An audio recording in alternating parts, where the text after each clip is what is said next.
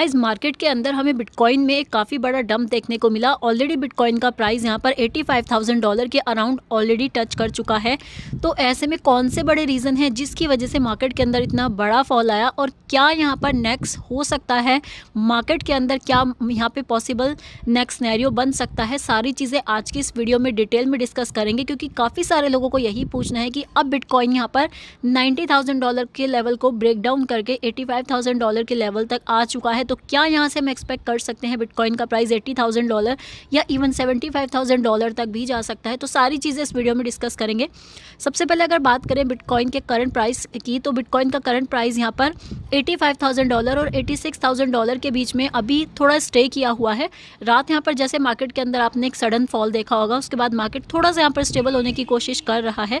लेकिन अभी भी मार्केट के अंदर जो मेनली न्यूज़ चल रही है बैंक ऑफ जापान का जो रेट हाइक का है, इस फियर की वजह से ग्लोबल डी रिस्किंग का यहाँ पर एक ट्रिगर हो चुका है। मींस यहाँ पर जो ज़्यादातर इन्वेस्टर्स हैं वो पैनिक में आ चुके हैं। क्योंकि अगर रेट हाइक यहाँ पर होता है तो जो रिस्की एसेट्स होते हैं उनके अंदर से सबसे पैसे यहाँ पर सबसे पहले यहाँ पर पैसा निकलता है। तो अगर थोड़ा बहुत भी यहाँ पर जापान से जो रेट हाइक है उससे रिलेटेड कुछ भी एक और न्यूज़ यहाँ पर आ जाती है तो ये जो लिक्विडेशन का रिस्क है, ये जो फॉल का रिस्क है मार्केट के अंदर काफ़ी ज़्यादा है और भी पैनिक की सिचुएशन क्रिएट हो जाएगी।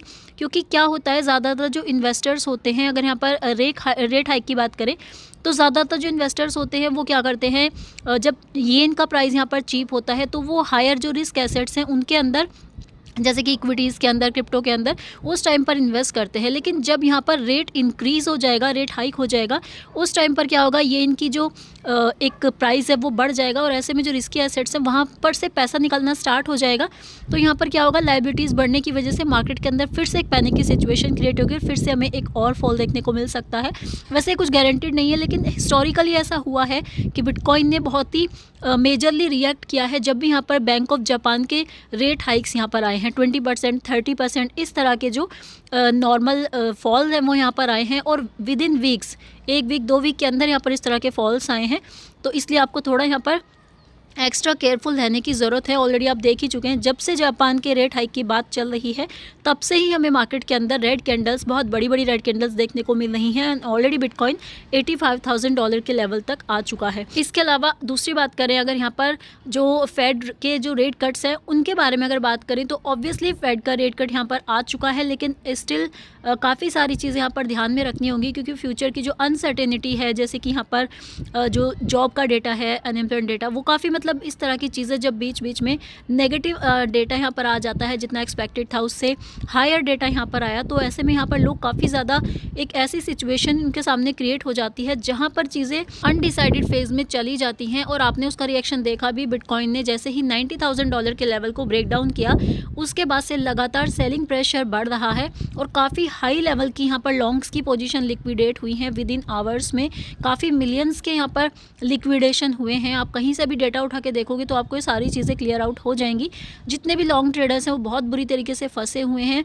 तो जिन लोगों को ये लग रहा था कि अब यहाँ से मार्केट पंप हो जाएगा, अभी बुल रन स्टार्ट होने वाला है, नेक्स्ट यहाँ पर बिटकॉइन $1 लाख जाने वाला है, सभी लोगों को यहाँ पर मोस्टली मार्केट ने लिक्विडेट कर दिया है।